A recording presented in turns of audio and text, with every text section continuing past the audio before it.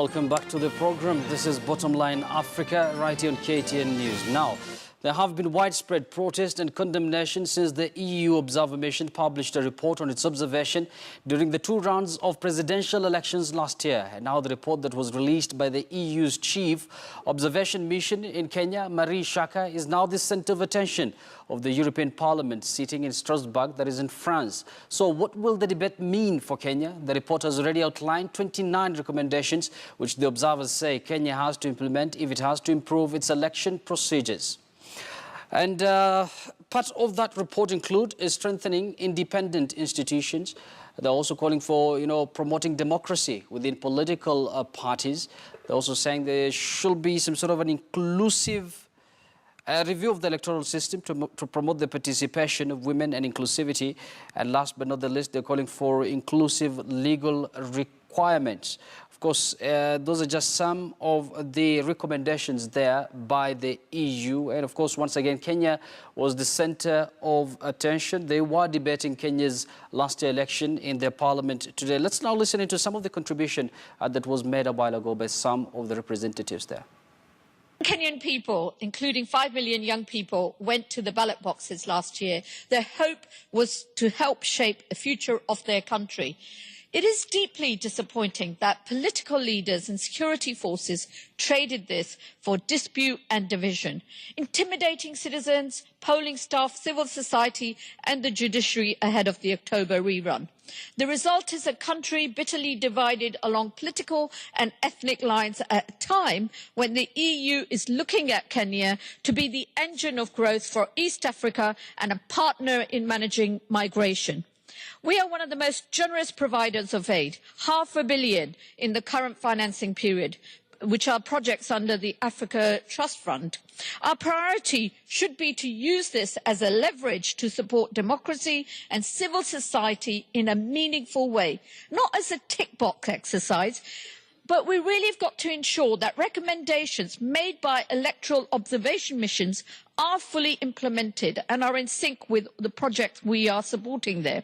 There is room to build on the progress already achieved, and there is a duty to do so for the people of Kenya. Kenya can move towards more inclusive governance and more inclusive development. All communities and ethnic groups should feel that they have a role in the country's present and future. Kenyans have already decided that the devolution of powers in the existing constitutional tool to achieve this goal. Kenya has a huge potential for economic and human development. It can be a force for stability and growth in the whole region. But the only way to unleash its potential is by making Kenya's democracy stronger and more credible. And the people of Kenya can count on the European Union to help them achieve their potential. Was just some of the contributions that were being made there by various representatives with regards to Kenya's election. Now, just to discuss this in detail, I'm once again joined by Mark Bichachi and Richard Tuta. They're both political analysts. Good evening, gentlemen. Welcome to the show.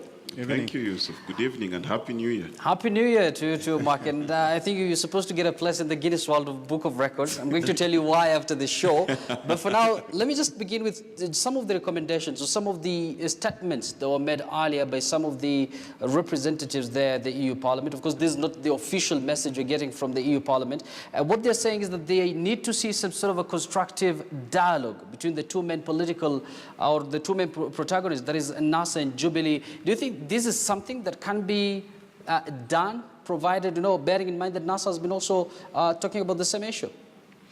Number one, we need to understand that the issues that happened in this past election can be explained by 2 very easy reasons. Number one, the 60 days between the ruling and the election is a very short window of time. Number two, it happened in an environment where there was a lot of bad political will.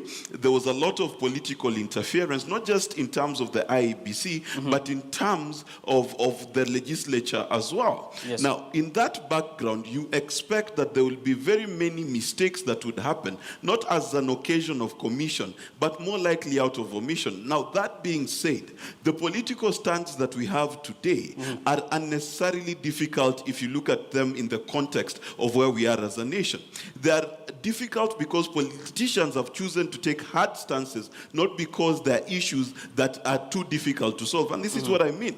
If today our politicians reached out the political divide and said, okay, what really divides NASA and Jubilee? You will find it's very little, because they agree as far as free secondary education is concerned. They agree as far as following the Constitution is concerned. Yes. They agree about healthcare. So they agree about everything. This is a question of our political egos being too high to settle down to do what So is do you, best for this country. Mark, do you foresee some sort of a dialogue anytime soon? Well, the reality of the matter is dialogue must happen. It will happen at some point. Well said, well said, well Yes. said. Speaking about politicians, and the highlight of the EU's report, Richard, is that, of course, it formed, part of the highlights of the EU report, and they're saying politicians have been intimidating key institutions. And when you talk about institutions, among them, of course, IEBC and the judiciary, do you think politicians are partly to blame for what happened during the elections, Richard? I don't think it will be right to blame the politicians for being what they are supposed to be, because part of the allegations that have been made by the European Observer Group is that falls exactly on the role of the Kenyan politician, because we have to look at Kenyan's politicians as Richard, does that include intimidating institutions? Yusuf, intimidation is a relative term. And there is to that extent that if you intimidate recognized independent institution, then you are against the law.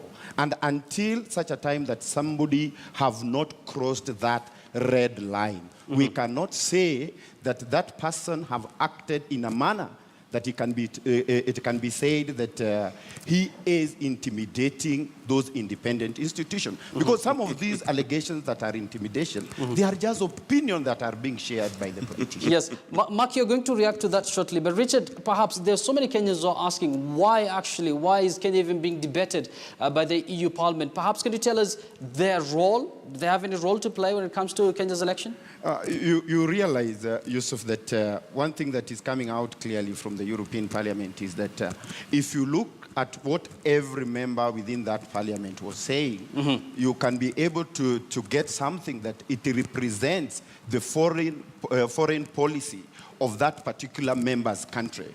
Because as it is today, you realize that even what has been said by the European Union is very different from what was said by the African Union. It's very different from what was said by the United States. So all that what we are being treated to is what I can conclude that it's a reflection of international politics. Yes. So in other words, you're saying the EU has some sort of interest in Kenya's politics? Yes, not interest as per se in seeing Kenyan democracy being strengthened, but remember, this is an economic bloc. So all that what they are doing currently is trying to twist maybe the Kenyan government to succumb to some of their economic interests. Because Mark, some of the highlights, I'm sure you're going to react to that. Some of the highlights of the EU report is this. They're saying that there have been a lot of people who've been being paid to attend political rallies. There was use of state resources during campaigns. Politicians have been intimidating key institutions, violence by police and civilians during the charged electoral period. This to me doesn't seem this is a body that has some sort of a hidden interest in Kenya, because these are some of the things that were actually happening. We need to learn as a nation that truth is not dependent on who says it. Truth is truth. Now let's look back at the elections that happened on October 26th. Number one, were there regions in this country where because of violence, people could not go out and vote? Yes, there were. Is there a letter from Akombe that said that electoral officials were putting their lives in danger in trying to conduct a poll in this country? Yes, there were. So the reality of the matter is this: the EU's intentions, not not holding. We need to get to the point where we understand that truth is truth, and we need to sit comfortably within our truth and navigate our way out of our own bad political behavior. And I'd like to correct my friend and remind him that just because something is not illegal does not mean it is right. And as a nation, we need to hold ourselves to a higher moral ground. And I guarantee you, yes, the EU will try to manipulate this for their own good. Yes. That is the nature of diplomacy. It's the same thing that Kenya tries to do with Uganda, and what happened with Tanzania when they burnt our chickens and cows. That being said, as a nation, we need to get to the point where we can respect our independent institutions. That if the Supreme Court says so and so is duly elected as president, we respect that. If the IEBC says this is the process we are going to go through, we respect that. When we get to that point as a country, we will be okay. But there are also certain issues there that we need to address as a country. And the question is this, and it's a very wide question. If a sitting president is seeking re-election and they have to fly from point A to point B, and they're given state security, is that using state resources? It's a quick question you've got to ask. When the president needs to have a meeting, can he have the meeting at State House that is political, or must it only be state functions at State House? These are questions that as a nation we have to answer. And Mark, I'm going to engage you shortly. We had a problem with your audio a little bit. But Richard, let me just pose this question to you. With all this development, we're seeing Kenya is being debated in the EU Parliament. We've seen the report that I quoted earlier that was released by the EU Observer Missions. Do you think this might bring or push some sort of electoral, sanity in Kenya? It will depend with how far they want to go with the issue. If it is a priority on their mother country. Remember, EU is made up of it's a membership organization. Every country have its own interest within the EU. Yes. So it will depend with how far each country is willing to go with this issue and how much interest it have in Kenya. For instance, maybe you realize that the Germans' interest in this country is different from France, for instance. You realize that Italian interest in this country is different. So the most important thing is, are they prepared to walk a long distance? Because what we are being subjected to is equivalent to what we can say it's like a war of attrition. So are they prepared to go an extra mile? The other thing that we need to ask ourselves is that why double standard about Kenya? Because I'm very sure that it is not only Kenya that has got problems in Africa. There are other countries in Africa that have got much bigger problems than what Kenya is being treated to currently. Why is it that when it comes to Kenya now, it is a priority? Why is it that when it comes to Kenya, they are applying double standard? Why is it that they are looking at Kenya as a country from their own perspective? They are measuring Kenya using their own democratic standards, which might be right or might be wrong. Yes. Now, Richard, for once, let's put interest, and the hidden agendas aside. Don't you think it's up to the Kenyans and perhaps the electoral body to behave? I think we can also look at the all issues from two perspectives. There are those who will have problem with what the European Union has said. There are those who will have problem with how they have said it.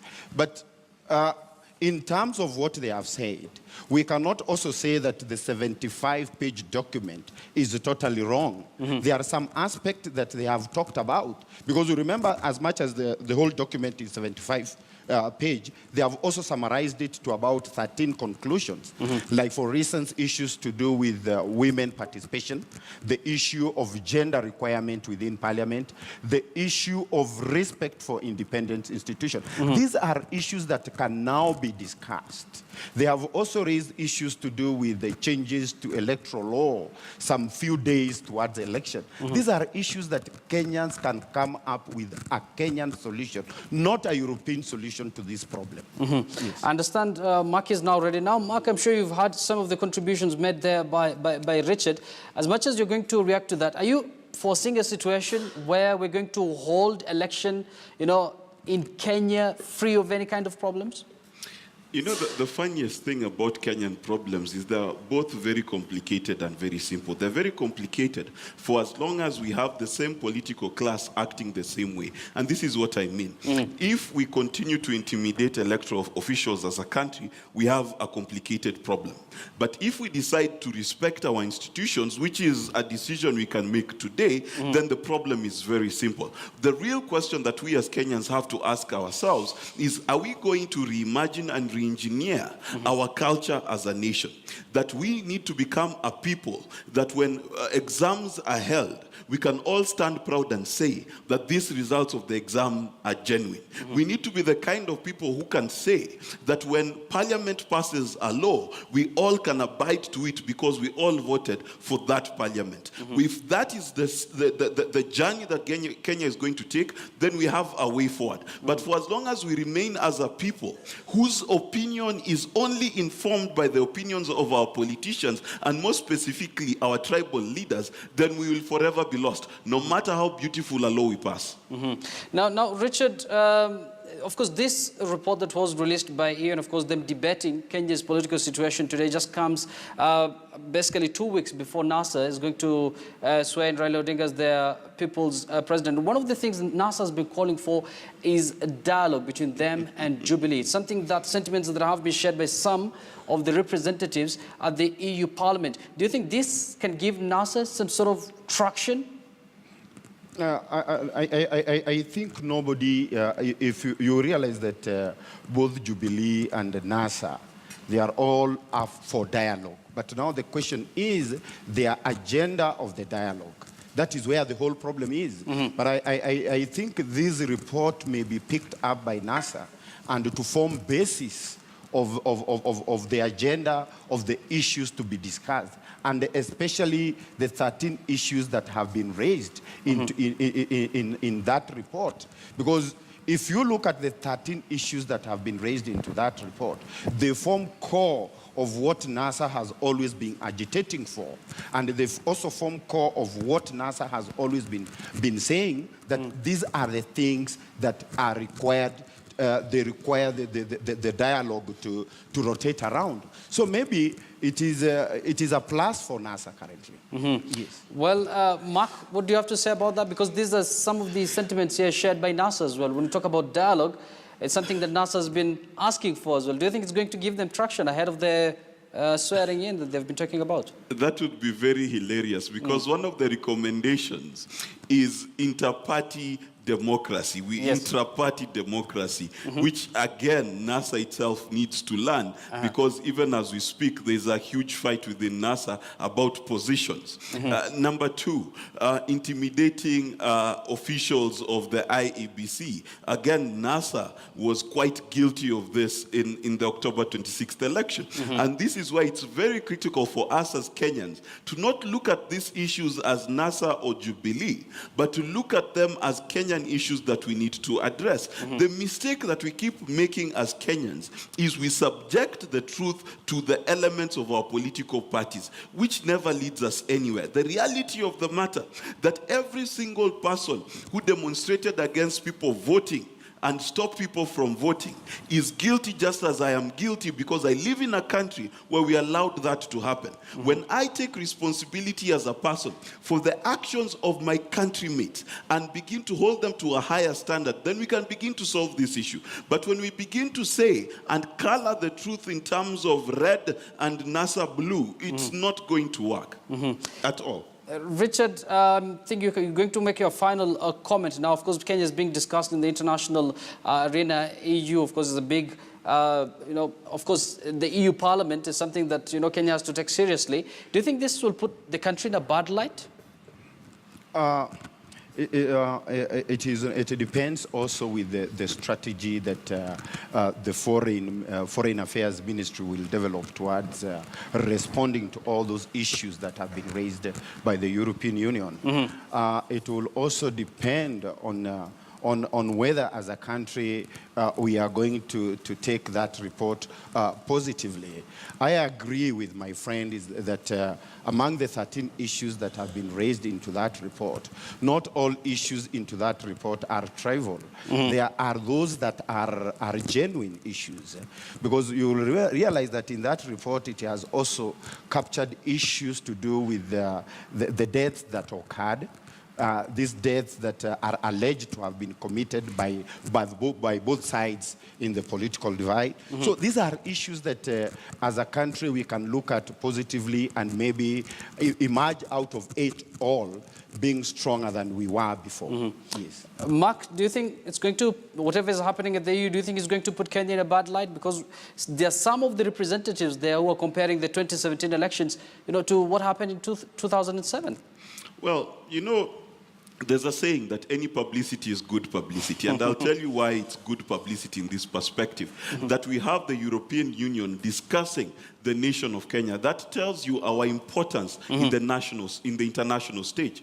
The second issue to understand is this, that we live in a global village. It is always good to have external eyes look at us, and we can judge and be critiqued and know whether we are going in the right direction or not. Will this cast Kenya in a bad light? That depends on how we behave after this report. If we take the report and realize that there are certain issues that we genuinely as a nation need to address, and those are issues such as, number one, the participation of women within our political cycles. This is a critical issue. We have a law that we've been unable to implement because our political parties and our societal systems do not allow for the participation of women. Now, this is not a NASA issue. It is not a Jubilee issue. It is not an shaming issue even. For as long as we decide that as a nation, we are going to step forward, that we decide as a nation that come 2022, we're going to let the IEBC do its job. We're going to let the courts do their job. When we get to that point as a nation, then this will not be egg on face as far as the nation is concerned.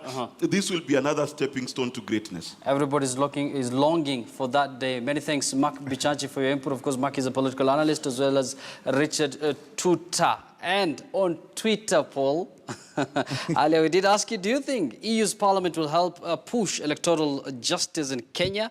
29% of you said yes, 71% of you said no. At Alice Kemunto says, how now? Kenya